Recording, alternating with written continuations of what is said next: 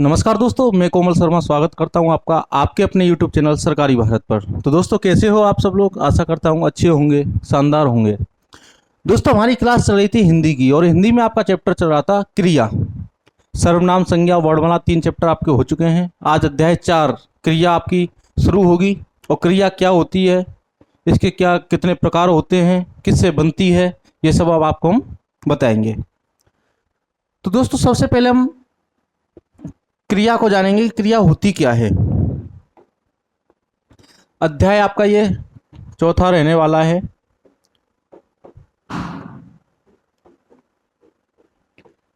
क्रिया।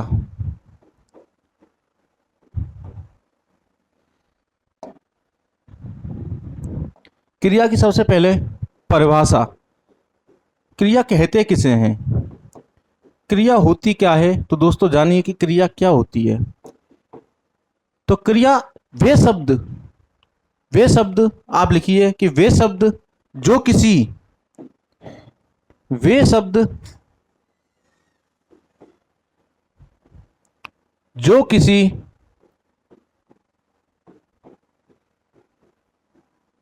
कार्य का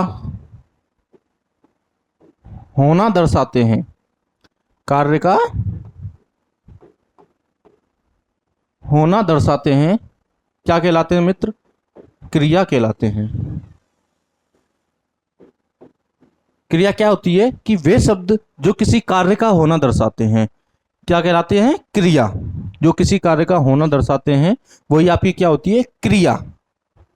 क्रिया को जानने से पहले हम इसके इसका निर्माण कैसे होता है, यानी कि इससे पहले हमको जानना है पहले मूल धातु धातु के बारे में कि धातु क्या होती है। पहले इससे पहले हम धातु का अध्ययन करेंगे कि धातु क्या होती है।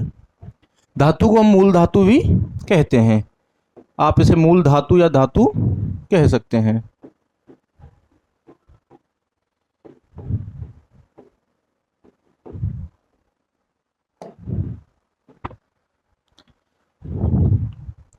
तो मूल धातु क्या होती है?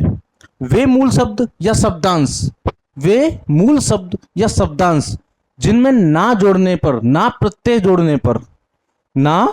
जोड़ने पर जो शब्द हमें प्राप्त होता है, जो जोड़ने पर ना प्रत्यय जोड़ने पर हम क्रिया का निर्माण होता है किसी शब्द में, यानी या वह मूल शब्द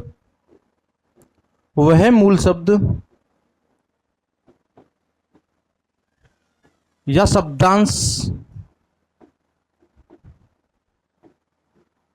जिनमें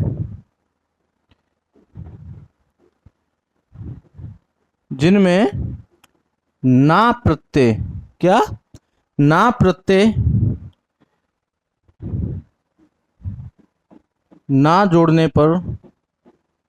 ना जोड़ने से क्या होती है? आपकी क्रिया का निर्माण होता है। क्रिया का निर्माण होता है। वह मूल शब्द या शब्दांश जिनमें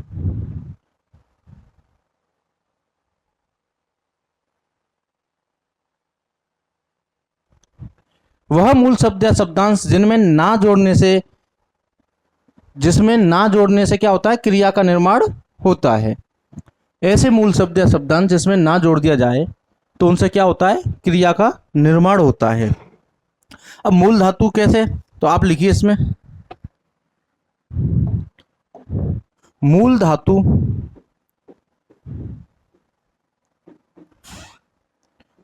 में क्या जोड़ेंगे? ना। और ना जोड़ने के बाद आपको क्या प्राप्त होगी? क्रिया शब्द। क्या प्राप्त होगा? क्रिया शब्द। क्रिया शब्द आपको प्राप्त होगा। मूल धातु जैसे मैं ले दूं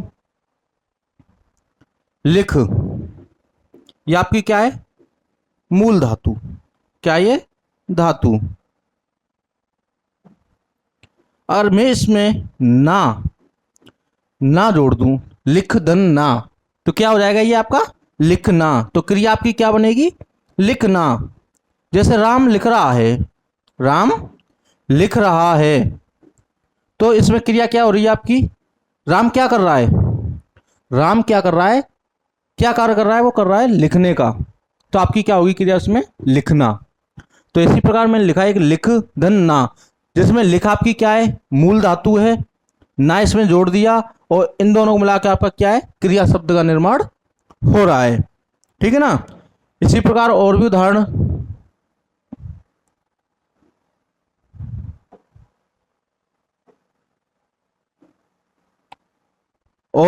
आप ले सकते हैं, जैसे टहलना। मैं ले दूं टहल, टहलना। टहलना को मूल धातु लिखें, मूल धातु में लिखें तो क्या लिखेंगे इसमें? मूल धातु क्या होगी टहलना में आपकी? तो टहल, टहला आपकी क्या होगी इसमें? मूल धातु। अगर इसमें हम ना जोड़ दें, ना जोड़ दें तो आपकी क्या हो जाएगी? टहलना। एक क्रिया शब्द का निर्माण हो जाएगा। टहल धन ना से क्या हो जाएगा? टहलना, जिसमें आपकी टहल आपकी क्या रहेगी? मूल धातु रहेगी, और ना जोड़ने पर आपकी क्रिया शब्द क्या बन जाएगा इसमें? टहलना। ठीक है ना? इसके बाद दूसरा, इसमें एक टहल जो है आपकी ये मूल धातु, और जो ना ना है आपका, ना क्या है आपका? एक शब्दांश है। क्या ये? शब्दांश है। और ये आपकी क्या है? क्रिया शब्द। ये क्या है आपका? क्रिया शब्द। यानी कि मूल धातु प्लस शब्दांश को जोड़ करके आपका क्या मिल रहा है? क्रिया मिल रही है। क्या मिल रहा है आपका? क्रिया का निर्माण हो रहा है। इसी प्रकार और भी उदाहरण ले सकते हैं, जैसे मैं ले दूं भटकना, भटकना। इसमें मूल धातु और शब्दांश क्या होगा? दूसरा आपको ले लो मुकरना, शब्द लो जैसे मुकरना। मरना, मरना। रोकना,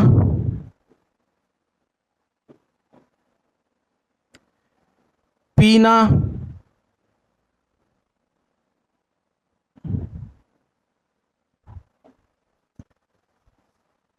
गुजरना।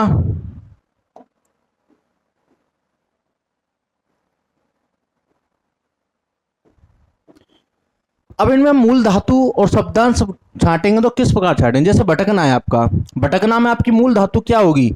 भटकना में सर आपको दिख रहा है सीधा कि भटकना में ना को हटा देंगे तो भटक रह जाएगा, और भटक आपकी क्या रहेगी? एक मूल धातु रहेगी, और मूल धातु में जो शब्दांश है वो क्या है आपका? ना। इसी प्रकार मुकरना में, मुकर आपका मूल धातु है, और ना आपका शब्दांश। मरना में मर धातु और प्लस ना आपका शब्दांश। रोकना में रोक आपकी धातु है और ना आपका शब्दांश है। इसी प्रकार पीना में पी आपका क्या है? धातु, और ना आपका क्या है? शब्दांश। ठीक उसी प्रकार गुजरना में, गुजरना में आपका गुजर धन ना। इस प्रकार हम क्या करेंगे? क्रिया शब्द का निर्माण करेंगे मूल धातु में शब्दांश जोड़ने पर। ठीक है ना मित्र?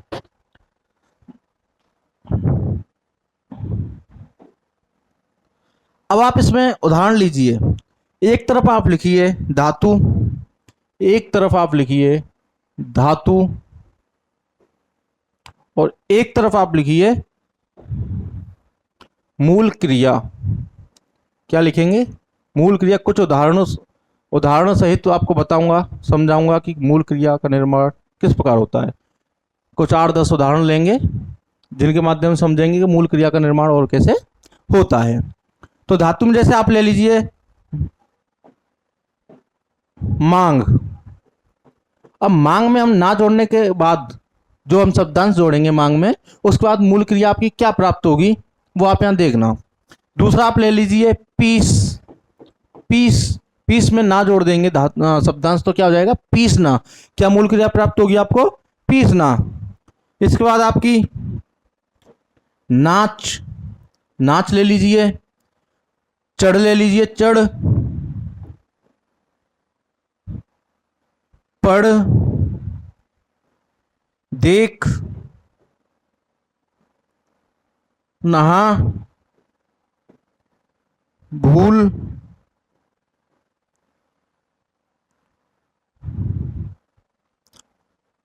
अगर हम इनमें शब्दांश जोड़ें तो शब्दांश जोड़ने के बाद आपके पास क्या मूल क्रिया प्राप्त होगी वो देखिए। जैसे मैंने मांग में जोड़ा आपका ना, तो क्या हो जाएगा आपका मांगना, और मांगना आपकी क्या हो जाएगी, एक क्रिया हो जाएगी। क्या हो जाएगी मित्र, क्रिया।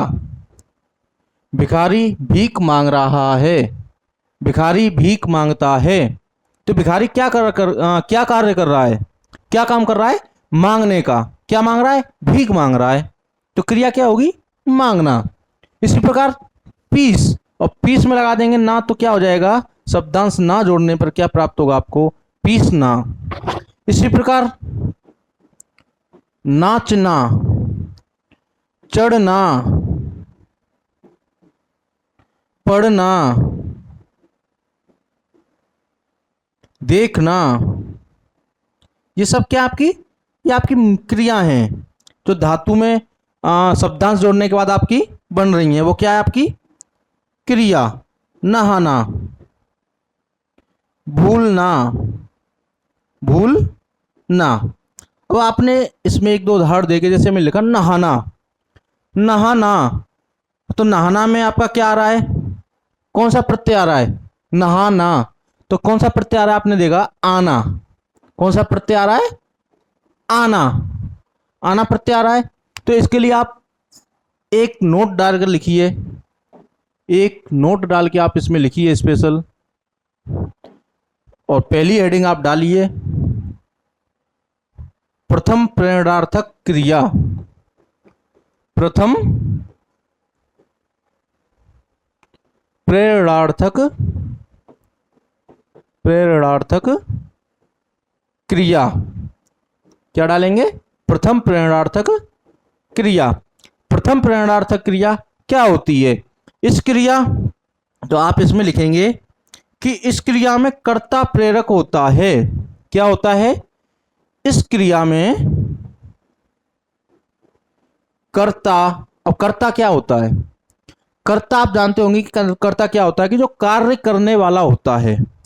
कार्य करने वाला आपका क्या होता है, कर्ता। जो कार्य करता है वही आपका क्या होता है, कर्ता, सब्जेक्ट। ठीक है ना। इस क्रिया में कर्ता प्रेरक होता है, प्रेरक होता है। इस क्रिया में कर्ता प्रेरक होता है, और उसकी मौजूदगी में, और उसकी मौजूदगी में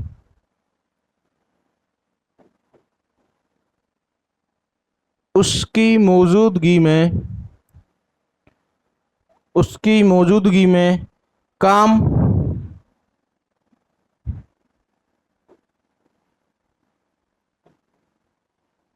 हो रहा हो रहा होता है। उसकी मौजूदगी में क्या होता है, काम हो रहा होता है। किसके में, कर्ता के में। क्या होता है, कर्ता प्रेरक होता है प्रथम प्रेरणार्थक क्रिया में, और उसी की मौजूदगी में वो कार्य हो रहा होता है। जैसे राम खाना खा रहा है, राम खाना खाता है, राम बाजार जाता है। तो बाजार जाने का काम कौन कर रहा है, कर्ता। कर्ता कौन है इसमें, राम। खाना कौन खा रहा है, राम। तो राम क्या इसका राम क्या इसमें करता है। तो कर्ता क्या होता है इसमें, प्रेरक होता है। जैसे आप उदाहरण ले सकते हैं, उदाहरण में आप ले सकते हैं,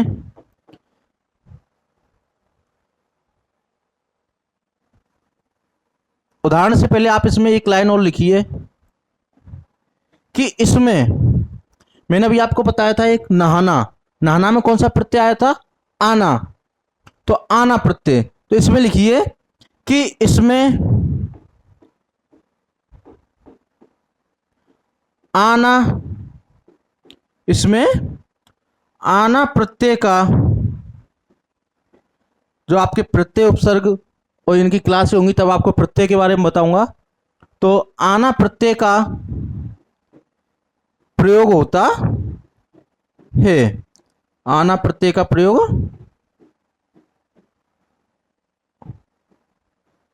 होता है। जैसे उदाहरण अब आप लिख सकते हैं उदाहरण लिखिए। नहाना, अभी मैंने उदाहरण आपको ऊपर दिया था। नहाना, चढ़ाना, दिखाना, लिखना, लिखाना, दिखाना, ये सब क्या है आपके आना प्रत्यय से। इसमें क्या आ रहा है, कौन सा प्रत्यय आ रहा है आपका, आना। नहाना, आना, चढ़ाना, चढ़ाना, आना, ऐसी।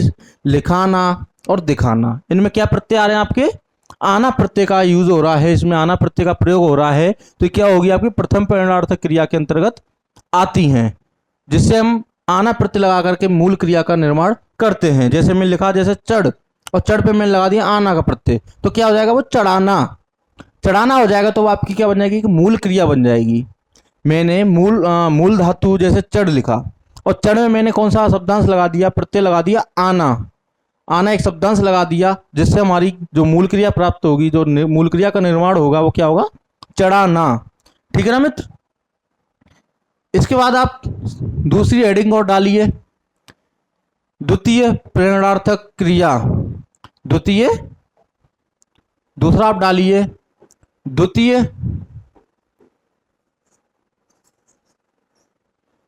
द्वितीय प्रेरणार्थक प्रेरणार्थक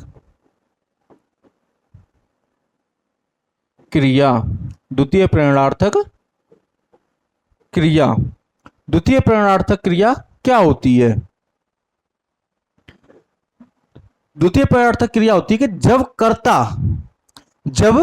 कर्ता स्वयं कार्य न करके, जो कर्ता होता है कार्य करने वाला, वो अगर स्वयं कार्य न करके कार्य को किसी दूसरे व्यक्ति पर कराए, किसी दूसरे व्यक्ति पर कराए, तो आपकी क्या होती है, द्वितीय प्रेरणार्थक क्रिया होती है। और इसमें प्रथम प्रेरणार्थक क्रिया में हमने आना प्रत्यय का प्रयोग करते हैं, लेकिन द्वितीय प्रेरणार्थक क्रिया में किसका करेंगे, वाना प्रत्यय का। किसका करेंगे, वाना प्रत्यय का। और वाना प्रत्यय जैसे मैं लिखाया, मैंने जैसे उदाहरण दिया आपको, लिखना, लिखना, और लिखा मैंने आना प्रत्यय क्या कर दिया, लिखाना। और मैं उसमें वाना प्रत्यय लगाऊं तो क्या हो जाएगा मित्र, तो लिखवाना। क्या हो जाएगा मेरे भाई, लिखवाना। तो ये आपकी क्या है, क्रिया है। तो द्वितीय प्रेरणार्थक क्रिया में आप लिख सकते हैं कि जब कर्ता स्वयं कार्य न करके, जब कर्ता स्वयं कार्य न करके, स्वयं कार्य न करके, स्वयं कार्य न करके उसे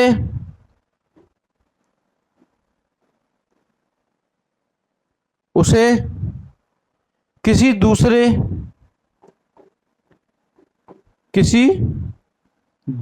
व्यक्ति से, किसी दूसरे व्यक्ति से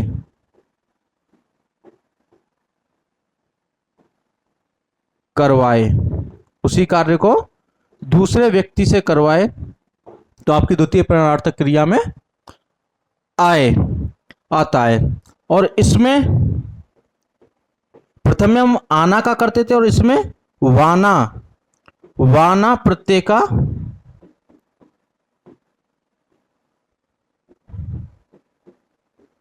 प्रयोग करते हैं। इसमें वाना प्रत्यय का प्रयोग करते हैं। ठीक है ना मित्र। उदाहरण में आप ले सकते हैं, उदाहरण में आप ले सकते हैं, जैसे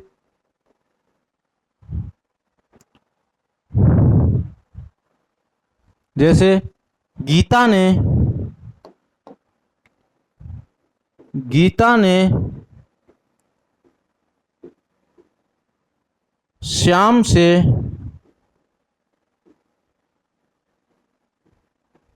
पत्र लिखवाया।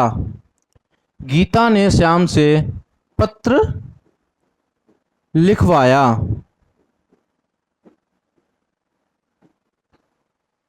गीता ने श्याम से पत्र लिखवाया, ठीक है ना। तो इसमें क्या हो जाएगा, लिखवाया, लिखवाना, यानी कि दूसरे व्यक्ति से।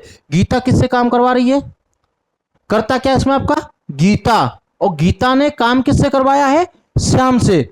किससे करवाया है, श्याम से। तो जब कर्ता स्वयं कार्य न करके, स्वयं कार्य न करके उसे किसी दूसरे व्यक्ति से करवाए, तो इसमें कर्ता स्वयं तो कर नहीं रहा है, किससे करवा रहा है, दूसरे व्यक्ति यानी कि श्याम से करवा रहा है।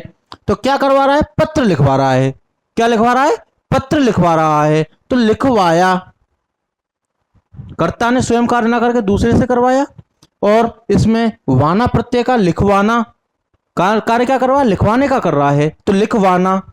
तो वाना प्रत्यय का इसमें क्या हो रहा है, प्रयोग हो रहा है। ठीक है ना मित्र, समझ में आ रहा होगा।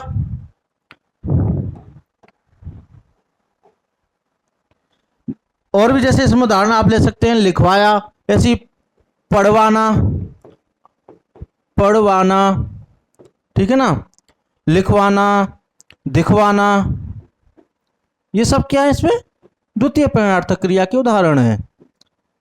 दिखवाना, मंगवाना, लिखवाना, पढ़वाना, ये सब क्या है, और भी ऐसे बहुत सारे उदाहरण हैं आदि। ठीक है ना मित्र, तो इनमें वाना प्रत्यय का प्रयोग करते हैं। अब नेक्स्ट आप इसमें कुछ उदाहरण सहित आप इन तीनों को समझिए, चारों को, कि मूल धातु, मूल धातु से क्रिया, क्रिया से प्रथम प्रेरणार्थक क्रिया, और प्रथम प्रेरणार्थक क्रिया से द्वितीय प्रेरणार्थक क्रिया का निर्माण कैसे होता है। तो आप यहां पर देखिए और एक चार्ट बनाइए जिसमें आप पहला लिखिए, आप धातु, पहला आप लिखिए धातु, और दूसरे नंबर पे आप लिखिए मूल क्रिया। क्या लिखेंगे मित्र, मूल क्रिया, धातु से मूल क्रिया का निर्माण। उसके बाद आप लिखिए प्रथम प्रेरणार्थक क्रिया। क्या लिखेंगे, प्रथम प्रेरणार्थक, प्रथम प्रेरणार्थक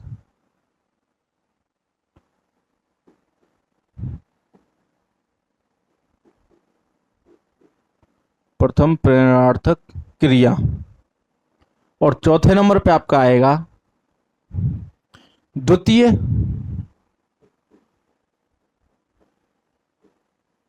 द्वितीय प्रेरणार्थक, प्रेरणार्थक क्रिया, द्वितीय प्रेरणार्थक क्रिया।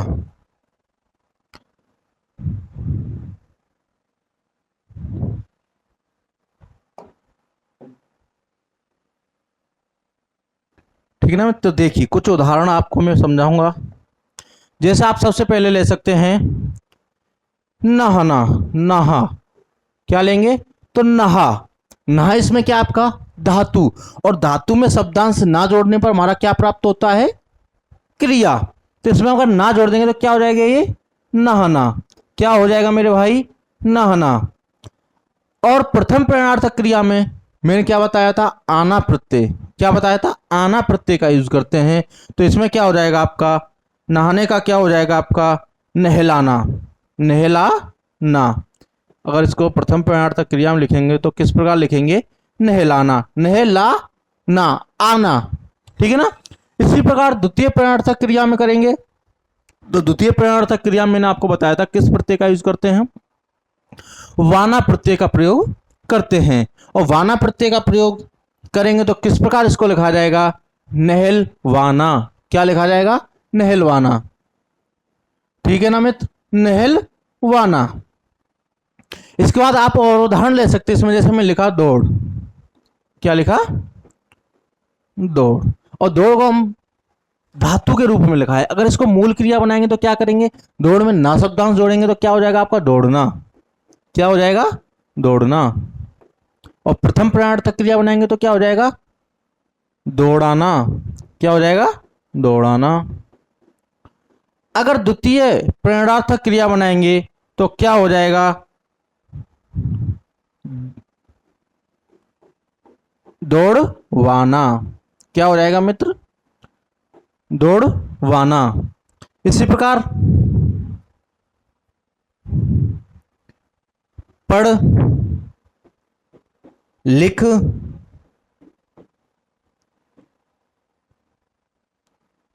मांग, भूल,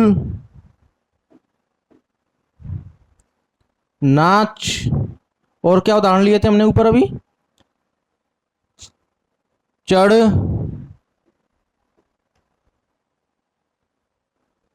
पीस, और क्या लिए थे हमने, पीस, देख,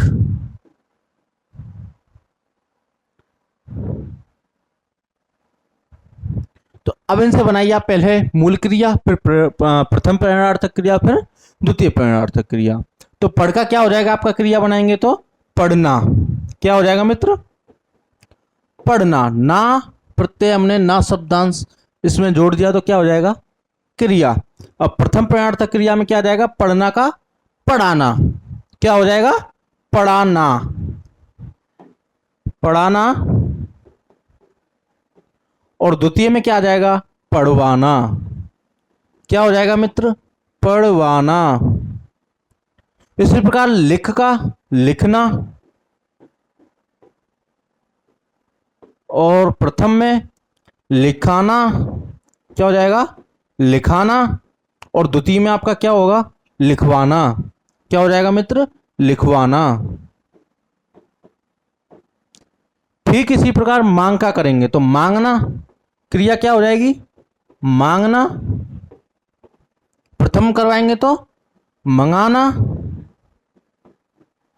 और द्वितीय में लिखेंगे तो क्या हो जाएगा, मंगवाना, क्या हो जाएगा मेरे भाई, मंगवाना, मंगवाना। भूल का इसी प्रकार भूलना, भुलाना, और भुलवाना।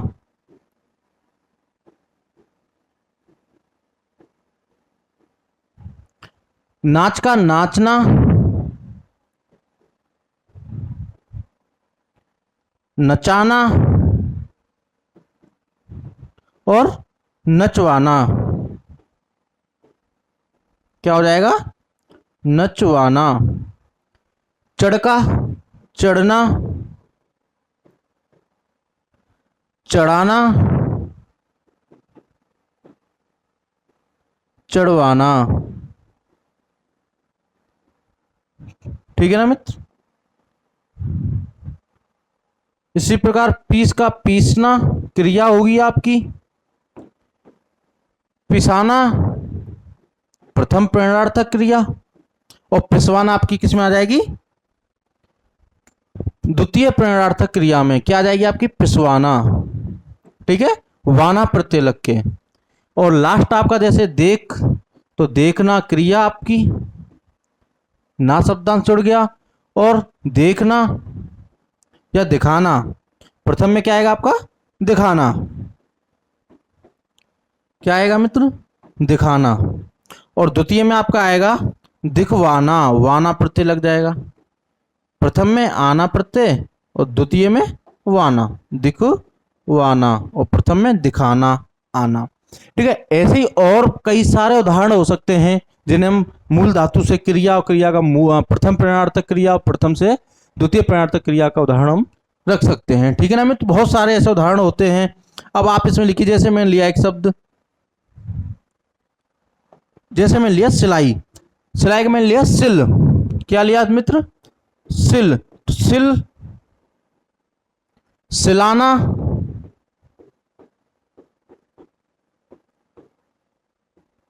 और सिलवाना, इनमें कौन क्रिया कैसे बनेगी, प्रथम परिणार्थक क्या है और द्वितीय परिणार्थक इसमें क्या है, आप पहचानिए। ठीक है ना।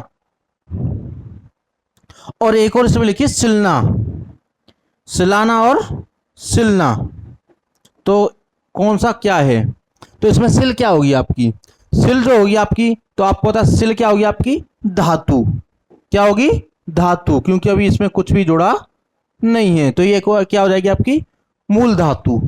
अब हमने इसमें क्या कर दिया, ना, ना जोड़ दिया, क्या जोड़ दिया, ना, तो ये क्या हो रहा है, सिलाना। तो सिलाना आपकी क्रिया, क्रिया तो होगी, लेकिन कौन सी, सिलाना, आना, कौन सा प्रत्यय आ रहा है, आना। तो आना मैंने आपको बताया कौन से में आता है, प्रथम प्रेरणार्थक क्रिया में आता है। किस में आता है, प्रथम प्रेरणार्थक क्रिया में आता है। ठीक है ना मित्र। इसके बाद सिलवाना, वाना, तो वही द्वितीय, अभी मैंने आपको बताया किस में आएगा, द्वितीय में। और सिलना आपका क्या हो जाएगी, एक मूल क्रिया हो जाएगी। क्या हो जाएगी मित्र, मूल क्रिया, यानी कि क्रिया शब्द का निर्माण हो जाएगा। ठीक है ना मित्र, इतना आशा करता हूं समझ में आया होगा। इसके बाद आपका जो आता है वो आपका शुरू होगा क्रिया के भेद। और क्रिया के भेद कितने होते हैं, तो सबसे पहले लिखिए यहां पे क्रिया के भेद। और क्रिया के भेद कितने होते हैं मित्र, तो आप सबको पता होगा, नहीं पता तो क्रिया के भेद कितने होते हैं, दो। और कौन कौन से होते हैं, सकर्मक और अकर्मक।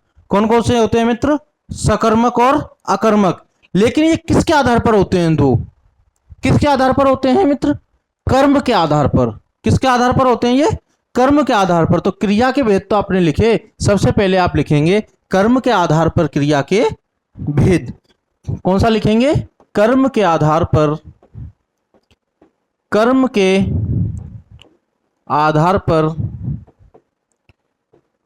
कर्म के आधार पर, कर्म के आधार पर जो क्रिया के भेद होते हैं वो कितने होते हैं मित्र, कितने होते हैं मित्र, वो होते हैं आपके दो। और दो कौन कौन से होते हैं वो, तो वो दो आपके जो होते हैं वो होता है, पहला आपका अकर्मक क्रिया, कौन सा होता है, अकर्मक क्रिया। और दूसरा आपका होता है सकर्मक, सकर्मक क्रिया। कौन से होते हैं मित्र, अकर्मक और सकर्मक, आपकी दो क्रियाएं होती हैं। ठीक है ना मित्र, कर्म के आधार पर, किसके आधार पर, कर्म के आधार पर। और इन्हें हम क्या बोलते हैं, कर्म के आधार पर जो दो क्रिया होती है इन्हें ही हम मुख्य, लिखिए इन्हें ही हम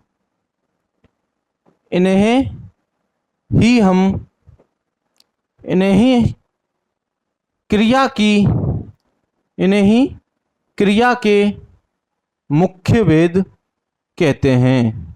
इन्हें ही क्रिया के क्या कहते हैं, मुख्य वेद जो होते हैं वो यही होते हैं। किसके, क्रिया के मुख्य वेद यही होते हैं, इन्हें ही क्रिया के मुख्य वेद कहते हैं। ठीक है ना मित्र, इन्हें ही क्रिया के हम क्या कहते हैं, मुख्य वेद कहते हैं। क्योंकि क्रिया का प्रभाव कर्ता पर नहीं पड़ता, कर्मों पर पड़ता है। क्या लिखेंगे, एक लाइन आप इसमें लिख सकते हैं, लिखना चाहें तो, कि कर्ता का प्रभाव, आप इसमें लिख सकते हैं कि क्रिया का प्रभाव कर्ता पर ना पड़ के किस में पड़ता है, कर्म पर। आप इसमें लिख सकते हैं कि क्रिया का प्रभाव, क्रिया का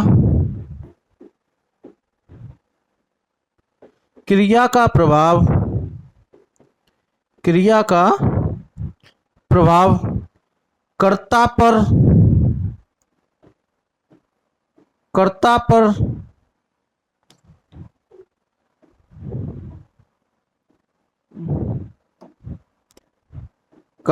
पर नहीं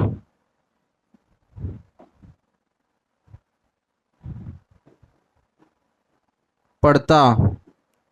क्रिया का प्रभाव कर्ता पर नहीं पड़ता, किस पर पड़ता है, कर्म पर पड़ता है। किस पर, कर्म पर पड़ता है। ठीक है ना मित्र, किस पर पड़ता है, कर्म पर पड़ता है। ठीक है, तो क्रिया के जो मैंने बताया आपको, क्रिया की परिभाषा बताई आज की वीडियो में। और क्रिया के मैंने बताया भेद दो प्रकार के होते हैं, एक अकर्मक कर्म के आधार पर दो होते हैं, एक अकर्मक एक सकर्मक। अब इन अकर्मक और सकर्मक के बारे में हम जानेंगे नेक्स्ट वीडियो में। और नेक्स्ट वीडियो आपको तभी मिल पाएगी जब आप हमारे चैनल को सब्सक्राइब करेंगे और बेल आइकन का जो बटन है उसको प्रेस करेंगे, तो आपको नेक्स्ट वीडियो सबसे पहले आपके पास पहुंचेगी। तो चैनल को सब्सक्राइब करें और बेल आइकन की बटन को प्रेस करें। तो मिलते हैं नेक्स्ट वीडियो में क्रिया का नेक्स्ट पार्ट लेकर। तब तक के लिए जय हिंद, जय भारत।